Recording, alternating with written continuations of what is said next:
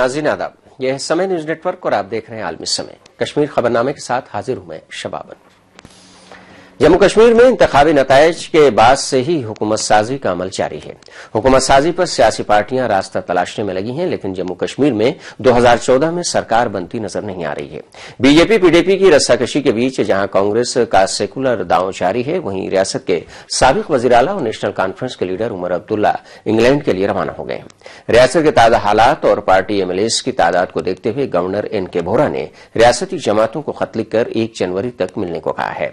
इसलिए अब यह तय हो गया है कि रियासत में 1 जनवरी के बाद ही यानी कि नए साल में ही सरकार का अमल मुमकिन हो पाएगा।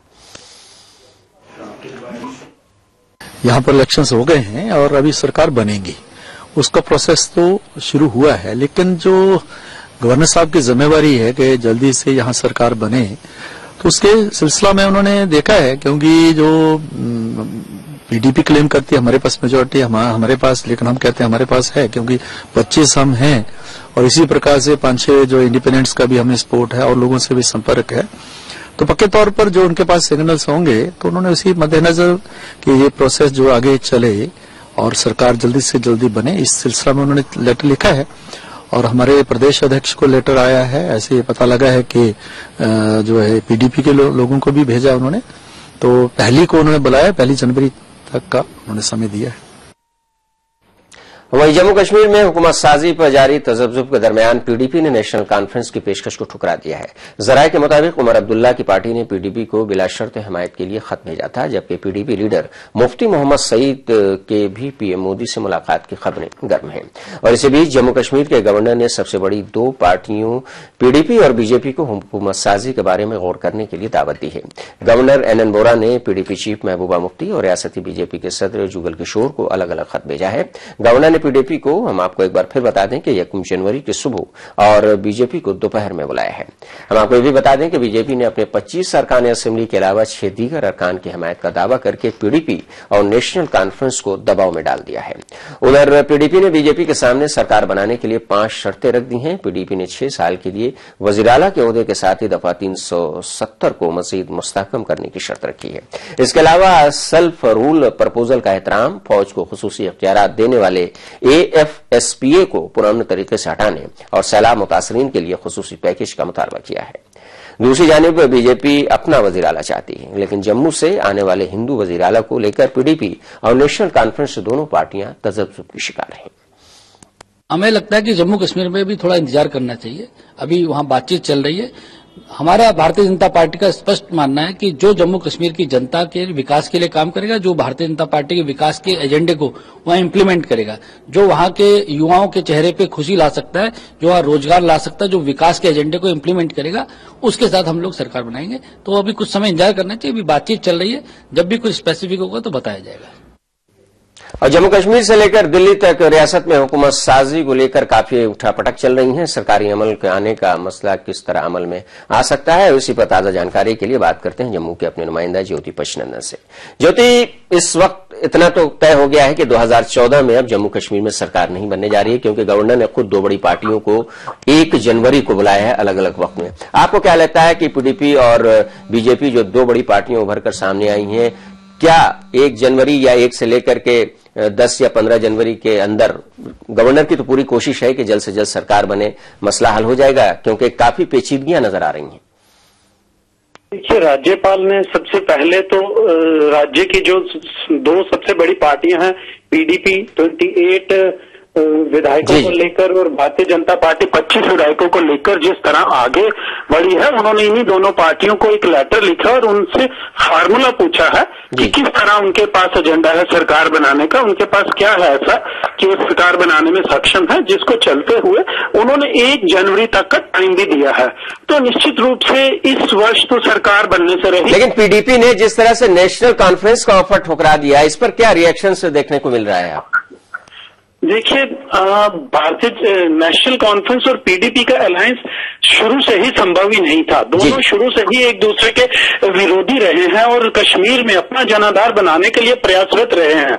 हालांकि भारतीय जनता पार्टी को भी वहां की जनता पूर्ण रूप से एक्सेप्ट नहीं कर रही है, ऐसा पीडीपी और नेशनल कॉन्फ्रेंस का सोचना है। और वो उन्होंने समय ज्यादातर इसी में गंवाया है कि वो वहां की जो जनता है जिन्होंने भारतीय जनता पार्टी का वोट नहीं किया है, उसको ये देखने के लिए कि उनके मन में क्या है, उसको चलते हुए वो भी अभी जनता अपनी प्रजा को टटोल रहे हैं कि वो क्या चाहते हैं कि क्या भारतीय जनता पार्टी से विलय करना वो उनकी जनता उसके बाद उन्हें एक्सेप्ट करेगी या नहीं करेगी, जिसको लेते हुए वो काफी समय भी लगा रहे हैं। और ये समय लगभग इसीलिए लग रहा है। दूसरा उठक-पटक ये भी है कि जो निर्दलीय उम्मीदवार जीत कर आए हैं, जो इंडिपेंडेंट हैं, उनको अपने साथ कौन मिला सकता है। तो सबसे पहले ये जो दावा है भारतीय जनता पार्टी ने ही किया है कि उनके साथ 6 निर्दलीय उम्मीदवार हैं, जिसको मिलाकर उनकी संख्या लगभग 31 के बराबर हो रही है। जी जी। और अगर पीडीपी से उनका अलायंस हो जाता है तो वो मेजॉरिटी से काफी ऊपर आ जाते हैं। दोनों मिलकर अगर दोनों इसमें पीडीपी से अगर अलायंस नहीं भी होता और इंडिपेंडेंट नहीं भी मिलता है तो भी उनकी संख्या 44 से अधिक ही जाती है। लेकिन बहरहाल ज्योति जी, ताजा सूरत हाल ये है कि जैसा कि तरीका है, गवर्नर ने 1 जनवरी को जो 2 सबसे बड़ी पार्टियां उभर कर सामने आई है, पहले उनको बुलाया है और यही तरीका भी रहा है हर जगह। और उनसे ये जाहिर सी बात है, गवर्नर पूछेंगे कि आपके पास कौन सा फार्मूला है। अगर उससे मुतमईन होते हैं तो फिर आगे की कार्रवाई की जाएगी। ताजा हालात और स्टेटस बताने के लिए आपका बहुत बहुत शुक्रिया। तो कश्मीर बुलेटिन में वक्त हो गया नाज़रीन एक वक्फे का, वक्फे के बाद फौरन लौटते हैं।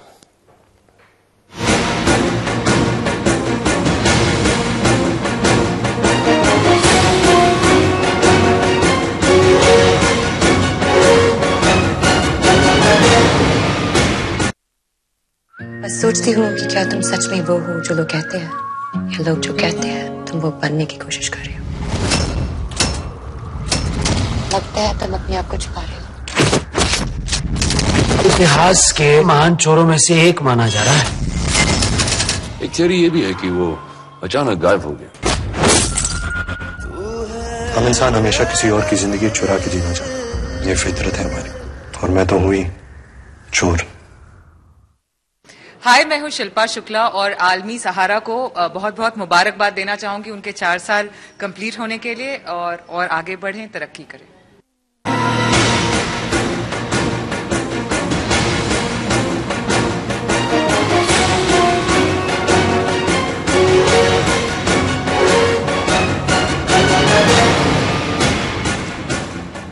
वक्फे के बाद एक बार फिर आपका खैर मकदम है। आप देख रहे हैं जम्मू कश्मीर खबरनामा। आखिर कब रास्ता साफ होगा रियासत में हुकूमत साजी का? क्या तरीके होंगे? कब तक हुकूमत साजी का अमल मुमकिन हो सकेगा?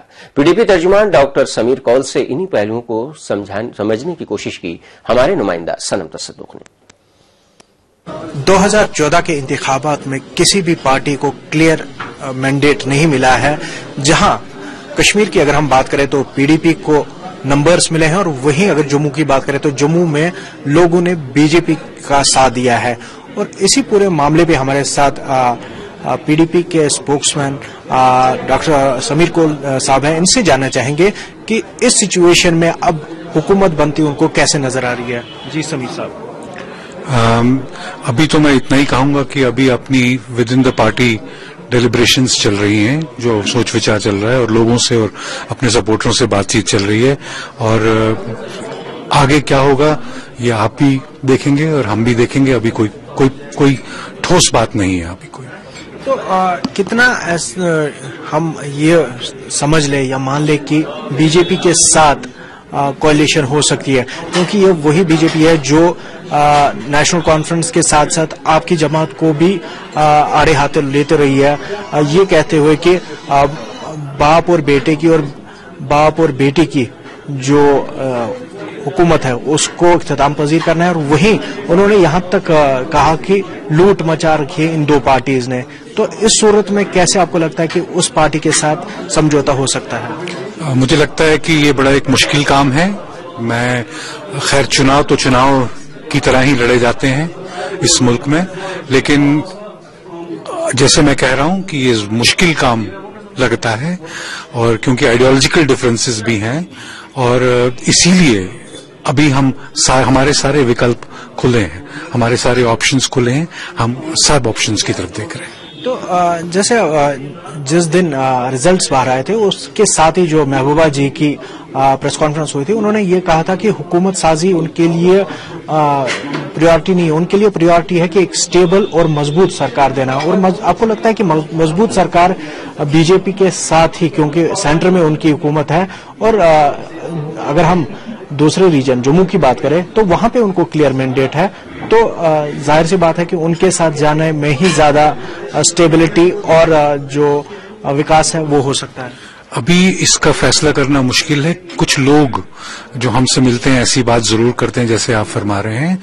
लेकिन कुछ लोग ऐसे भी कर रहे हैं क्योंकि आइडियोलॉजिकल डिफरेंसेस इतनी हैं और आपस में कोई बात नहीं बनती और कैसे स्टेबल गवर्नमेंट बनेगी, ये कहने वाले लोग भी हैं। सही क्या है वक्त बताएगा।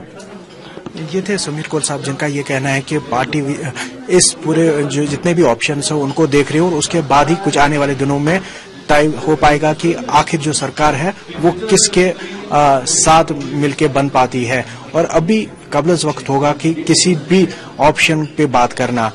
आलमी समय के लिए श्रीनगर से मुजफ्फर अहमद के साथ सरम तसद्दुक। और अब बात रियासत में AK-47 चलाकर जश्न मनाने पर हो रहे हंगामे। रियासत में हिज़्ब मुखालिफ पार्टियां पुलिस पर तंज कर रही हैं। उमर अब्दुल्ला ने कहा है कि क्या पुलिस अशरफ मीर पर किसी तरह की कार्रवाई करेगी। गौरतलब है कि कश्मीर की सोनावार सीट पर उमर अब्दुल्ला को शिकस्त देने वाले PDP MLA अशरफ मीर ने AK-47 से फायरिंग करके जश्न मनाया था। तब से इस मामले पर हंगामा मचा हुआ है। और इस मामले पर ज्यादा तफसीलात देने के लिए श्रीनगर से हमारे साथ फोनलाइन पर मौजूद है हमारे साथ नुमाइंदे सनम तसद्दुक। सनम, उमर अब्दुल्ला का तो बयान आ गया, उन्हीं को शिकस्त देकर उन्होंने सीट जीती थी, तो क्या इस तरह के जाहरियत भरा जश्न जो मनाया गया है, उमर अब्दुल्ला जो कि सिटिंग CM है, उनको हराने में जोश था, या इस तरह की रवायत आमतौर से देखने को मिली है? क्योंकि झारखंड में भी इस तरह का एक वाकया पेश आया है। AK-47 और दूसरे राइफल्स में काफी फर्क होता है। आपको क्या लगता है कि इसके बाद से कुछ कार्रवाई होगी या फिर सब कुछ ऐसे ही खत्म हो जाएगा और माजी की बात हो जाएगी, जैसा कि पहले भी देखने को कई जगहों पर मिला है? शबाब साहब, जैसे आपने ये विजुअल्स देखे तो इस तरह के अब एक रिवायत बनती है, चलना शुरू हो गई है कि जो MLAs हो या फिर मिनिस्टर्स हो, वेपन्स दिखा के पिक्चर्स लेना या सोशल मीडिया पे पिक्चर्स अपलोड करना अब एक आम सी बात हो गई है, और जो पिछले दिनों भी यहाँ को देखने को मिला। लेकिन साफ तौर पर फायरिंग करते हुए दिखाया गया है। अगर मिस फायर अगर हो जाता तो काफी ज्यादा भीड़ वहां पर मौजूद थी, कुछ भी हो सकता था। इन तस्वीरों में आपने देखा कि कैसे ये जो कैंडिडेट है अपने PSO से गन छीन के फिर हवा में फायरिंग कर रहे हैं, और कुछ भी हो सकता है क्योंकि वहां पे लोगों का हुजूम था। और जैसे आपने सुना कि उमर अब्दुल्ला ने इससे पहले ये कहा कि क्या अब पुलिस इसके खिलाफ कार्रवाई करती है, और अगर हम बात करें तो आर्म्स एक्ट के मुताबिक इन पे कार्रवाई हो सकती है और होनी चाहिए, क्योंकि अगर इस तरह के जो वाकयात पे अभी लगाम नहीं लगती है तो आने वाले दिनों में इस तरह के जो हादसात है या वाकयात है वो रोनमा होते रहेंगे, और खदशा रहेगा कि इसमें जानी नुकसान हो सकता है, या फिर जब फायरिंग हो तो इसका जो सिक्योरिटी फोर्सेस आसपास के इलाकों में तैनात हो वो ये समझे कि शायद मिलिटेंट्स ने फायर किया हो या कुछ इस तरह के हालात बने हैं, तो हालात बेकाबू भी हो सकते हैं, क्योंकि उनको ये नहीं पता कि ना तो ये रीत है यहाँ पे, जैसे पड़ोसी मुल्क में तो इस तरह का जो जश्न में गन्स निकलना या गोलियां चलाना मामूल की बात है। लेकिन अगर हम इस तरह के जो अपने मुल्क की बात करें तो यहाँ पे इस तरह का जो जश्न है देखने को नहीं मिलता है, लेकिन वो भी खासकर जो हसास स्टेट जम्मू कश्मीर है और यहाँ पे इस तरह की फायरिंग करना वो भी AK-47। चलिए, आपके कहने का मतलब है कि जोश और जज्बात में आकर तहजीब को भूल जाना एक आम बात हो गई है, और सिर्फ जम्मू कश्मीर की बात नहीं, हमने झारखंड में भी देखा कि किस तरह से जो फातेह MLA थे उनके लोग राइफल लेकर के जीत का जश्न मना रहे थे। इसमें सिर्फ एक प्रॉब्लम यह हो सकती है कि अगर गोली चलती है और मिसफायर हो जाता है तो किसी की भी मौत हो सकती है। बहरहाल इस पर लगाम लगनी चाहिए। बहुत बहुत शुक्रिया आपका ताजा अपडेट्स देने के लिए। और नाज़रीन, कश्मीर खबरनामे को अब यहीं पर खत्म करते हैं, लेकिन खबरनामे को खत्म करने से पहले हम आपको एक बार फिर याद दिला दें कि आप आलमी समय को इंटरनेट पर भी देख सकते हैं। लॉग ऑन करें SamayLive.com। तो फिलहाल दीजिए इजाजत, लेकिन आप देखते रहिए आलमी समय।